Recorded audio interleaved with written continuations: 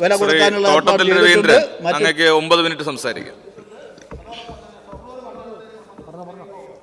Sir, അങ്ങയുടെ സമയമാണ്, അങ്ങയുടെ സമയം പോകും. എൻ്റെ സമയം പോവും, എൻ്റെ സമയം പോവും.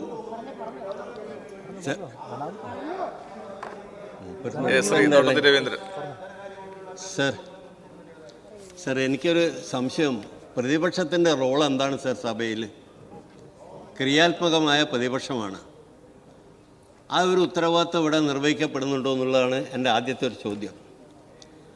കാരണം നല്ല കാര്യങ്ങളെ അനുകൂലിച്ചുകൊണ്ട് ഭരണപക്ഷത്ത് തെറ്റായ വല്ല പ്രവണതകളും ഉണ്ടെങ്കിൽ അത് ചൂണ്ടിക്കാണിച്ചുകൊണ്ടും അതിനെ തിരുത്തുന്ന നടപടിയാണ് യഥാർത്ഥത്തിൽ പ്രതിപക്ഷത്തിൻ്റെ റോൾ. അതാണ്. പക്ഷെ ഇവിടെ ഞാൻ കണ്ടുവരുന്നത് അതല്ല. എല്ലാറ്റിനെയും എതിർക്കുക എന്നുള്ളൊരു നയമാണ് സ്വീകരിച്ചു വരുന്നത്. കേരളത്തിൻ്റെ പൊതുവായിട്ടുള്ള ആവശ്യം, നമ്മളെല്ലാവരും മലയാളികളാണ്, നമ്മളെല്ലാവരും കേരളത്തിന് വേണ്ടി പ്രവർത്തിക്കുന്നവരാണ്. അപ്പോൾ അത്തരം കാര്യങ്ങൾക്ക് നമുക്കൊരു സമീപനം വേണ്ട. ശരിക്കും പറഞ്ഞാൽ പലപ്പോഴും അതില്ലാതെ പോകുന്നു എന്നുള്ളതാണ് ഏറ്റവും വലിയൊരു പോരായ്മയായിട്ട് ഞാൻ കാണുന്നത്. സർ, കേരളത്തിൻ്റെ വികസനത്തിന് പുതിയ ദിശാബോധം നൽകുന്ന തരത്തിലാണ് ഇടതുപക്ഷ സർക്കാരിൻ്റെ ഓരോ ബഡ്ജറ്റുകളും അവതരിപ്പിക്കപ്പെട്ടിട്ടുള്ളത്. കേന്ദ്ര സർക്കാരിൻ്റെ തെറ്റായ നയത്തിൻ്റെ ഭാഗമായി വലിയ സാമ്പത്തിക പ്രയാസം അനുഭവിക്കുമ്പോഴും ജനങ്ങളുടെ പ്രശ്നങ്ങൾ പരിഹരിക്കാൻ പരമാവധി ഇടപെടലുകളാണ് സർക്കാർ നടത്തുന്നത്. തനത് വരുമാനം വർദ്ധിപ്പിക്കുന്നതിന് സർക്കാർ സ്വീകരിച്ച കാര്യക്ഷമമായ സമീപനം ബലം കണ്ടു തുടങ്ങിയിട്ടുണ്ട്. തനത് നികുതി വരുമാനത്തിൽ വലിയ വർധനവാണ് രേഖപ്പെടുത്തിയിട്ടുള്ളത്. തനത് നികുതി വരുമാനം വൻതോതിൽ വർദ്ധിപ്പിച്ചു.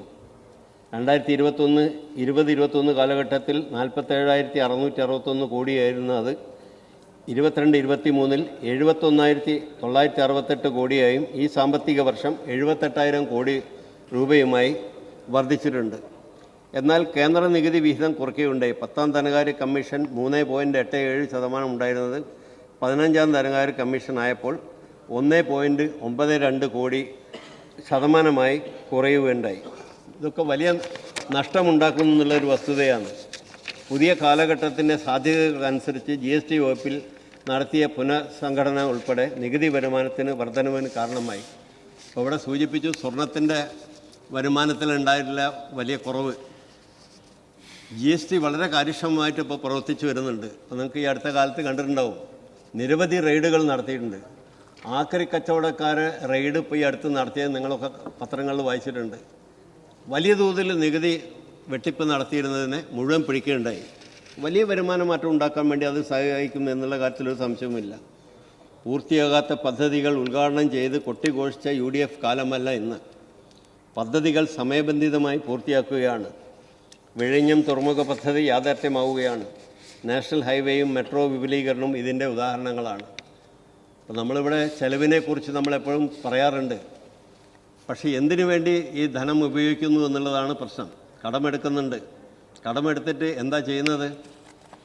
ഒരു കാലഘട്ടത്തിലും ഇല്ലാത്ത വികസന പ്രവർത്തനങ്ങളാണ്. ഒരുപക്ഷെ എനിക്ക് തോന്നുന്നു UDF ഒരു 25 കൊല്ലക്കാലം ഭരണത്തിലിരുന്നാൽ ഈ കഴിഞ്ഞ 8 വർഷക്കാലത്തെ ഭരണത്തിലിരുന്നമാരുടെ വികസനം ഒരിക്കലും സാധ്യമാവില്ല. അത്തരത്തിലുള്ള പ്രവർത്തനമാണ് നടത്തിക്കൊണ്ടിരിക്കുന്നത്.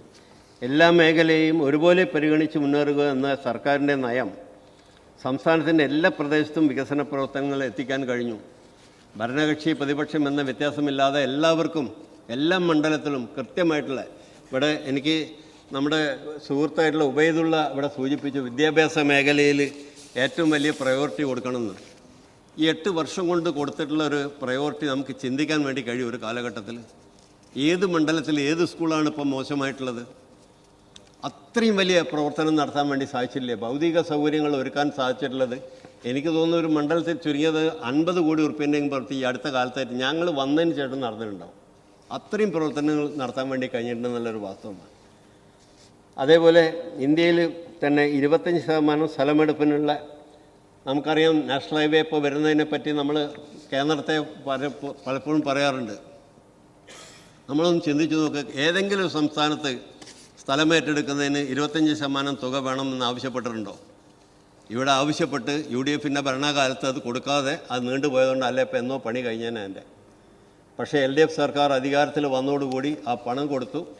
5800 ചില്ലാനും കോടി ഉറുപ്പിയാണ് അതിനു വേണ്ടി മാത്രം നൽകിയിട്ടുള്ളത്. പിന്നെ എങ്ങനെ സാമ്പത്തിക ബാധ്യത വരാതിരിക്കും? ഒരുപാട് മേഖലകളിൽ നമുക്ക് കിട്ടാനുള്ള പണം കിട്ടുന്നില്ല എന്നല്ല, ചെലവുകൾ വളരെ കൂടി വരുന്നു. ഒട്ടും പ്രതീക്ഷിക്കാത്ത, ഇപ്പോൾ ഓരോന്നിനും പറയുന്നത് ശബരിഗിരി റെയിൽ വരണമെങ്കിൽ പകുതി പൈസ 50% പൈസ സംസ്ഥാനം വഹിക്കണം എന്നാണ് പറയുന്നത്. ഇങ്ങനെ ഓരോ മേഖലയിലും. പക്ഷേ ഇതിനൊന്നും നമ്മൾ ഈ ഗവൺമെൻറ് അതിനൊന്നും വിമുഖത കാട്ടിയിട്ടില്ല. കാരണം കഴിയുന്നത്ര ഇത് കൊടുത്തുകൊണ്ട് പരമാവധി സൗകര്യങ്ങൾ ജനങ്ങൾക്ക് എത്തിച്ചു കൊടുക്കുക എന്നുള്ള ഏറ്റവും വലിയ ദൗത്യമാണ് യഥാർത്ഥത്തിൽ ഗവൺമെൻറ് ചെയ്തുകൊണ്ടിരിക്കുന്നത്. നമ്മൾ ഈ പ്രശ്നങ്ങൾ കൊണ്ട് ഒരുപാട് ചിലവുകൾ വർദ്ധിച്ചതിൻ്റെ ഭാഗമായിട്ടാണ് നമുക്കിപ്പം ക്ഷേമ പെൻഷൻ മുടക്കാനുള്ള ശ്രമങ്ങൾ ഉണ്ടായിട്ടുണ്ട്. സ്വാഭാവികം.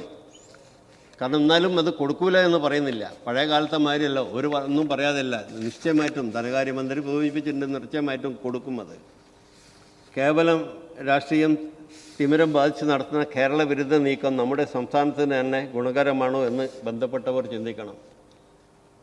പ്രതിപക്ഷത്തോടുള്ള ഒരു കാര്യമാണ് ഇവിടെ സൂചിപ്പിക്കുന്നത്. കഴിഞ്ഞ 8 വർഷക്കാലത്തെ ഇടത് വർഷ ഭരണം മലബാർ മേഖലയിൽ വൻ വികസന കുതിപ്പാണ് വഴിയൊരുക്കിയിട്ടുള്ളത്. NH പ്രവർത്തനം അതിവേഗം നടന്നുകൊണ്ടിരിക്കുന്നു. കോഴിക്കോട് തന്നെ ഈ സാമ്പത്തിക പ്രയാസമൊക്കെ ഉണ്ടായിട്ടും ഇന്ത്യയിൽ തന്നെ ഒരു സംസ്ഥാനത്തും ഇന്ത്യ ഗവൺമെൻറ് തന്നെ നടത്താത്ത അവയവമാറ്റ ശസ്ത്രക്രിയയുടെ ഒരു ഏറ്റവും അത്യാധുനികമായ ആശുപത്രി തുടങ്ങാൻ വേണ്ടിയിട്ട് 583 കോടി റുപ്യയാണ് വകയിരുത്തിയിട്ടുള്ളത്. ചെറിയ നേട്ടമാണോ? എത്ര പേർക്കാണ് ഇപ്പോൾ അവയവമാറ്റത്തിന് വേണ്ടി എന്തെല്ലാം വിഷമതകൾ അനുഭവിച്ച് എത്ര ലക്ഷം റുപ്യ വേണമെന്ന് നടത്തണമെങ്കിൽ അതിന് വേണ്ടിയിട്ട് മാത്രമായിട്ടുള്ളൊരു ആശുപത്രിയാണ് ഇപ്പോൾ ഇവിടെ ആരംഭിക്കുന്നത്. അതേപോലെ കോഴിക്കോട് തന്നെ ചെയ്തിട്ടുള്ള കോഴിക്കോട് കനാൽ സിറ്റി പദ്ധതി 1180 കോടി റുപ്യയാണ് വകയിരുത്തിയിട്ടുള്ളത്. അതിന് വേണ്ടിയിട്ട് ഒരു ചെറിയ സംഖ്യ അല്ലല്ലോ ഇതൊന്നും. കാരണം ഇതേപോലെയുള്ള ഒട്ടേറെ പദ്ധതികൾ ഇവിടെ സമയമില്ലാത്തത് കൊണ്ടാണ്. നമ്മൾ UDF സർക്കാരിൻ്റെ കാലത്ത് ഫണ്ട് നൽകാതെ നിശ്ചലമായി കൊന്നിരുന്നതാണ് മാനാഞ്ചിറ വെള്ളിമാട് കുന്ന് റോഡ്, എൻ്റെ മണ്ഡലത്തിലുള്ള. അതിന് 350 കോടി റുപ്യ അനുവദിച്ചുകൊണ്ടാണ് അത് യാഥാർത്ഥ്യമാക്കിയിട്ടുള്ളത്. അതുമല്ല, പുതിയ റോഡ് നിർമ്മിക്കാൻ വേണ്ടിയിട്ട് 131.5 കോടി രൂപയും കൂടെ അത് നിർമ്മിക്കാനുള്ള പണം കൂടി ഇപ്പോൾ വകയിരുത്തിയിരിക്കുകയാണ്. വികസന പ്രവർത്തനങ്ങൾക്ക് പണം തടസ്സമാവില്ല എന്നതിൻ്റെ മികച്ച ഉദാഹരണമാണ് ഇതെല്ലാം. കോഴിക്കോട് നഗരത്തിലെ റോഡ് വികസനത്തിനായി ആരംഭിച്ചിട്ടുള്ള സിറ്റി റോഡ് ഇമ്പ്രൂവ്മെൻറ്റ് പദ്ധതി 1ാം ഘട്ടം പൂർത്തീകരിച്ചത് 6 റോഡുകൾ ആ കാലത്ത് നിർമ്മിക്കപ്പെട്ടിട്ടുണ്ട്. ഇപ്പോൾ അതിന് പുറമെ 12 റോഡുകളാണ് ഇപ്പം നിർമ്മിക്കാൻ വേണ്ടി പോകുന്നത്. അതിന് വേണ്ടിയിട്ട് 1312.675 കോടി രൂപയാണ് അതിനു വേണ്ടി വകയിരുത്തിയിട്ടുള്ളത്. അതിൻ്റെ പ്രവൃത്തി ആരംഭിക്കാൻ വേണ്ടി പോവുകയാണ്. ഇങ്ങനെ എല്ലാ മേഖലയിലും PMSSY കോഴിക്കോട് മെഡിക്കൽ കോളേജിലെ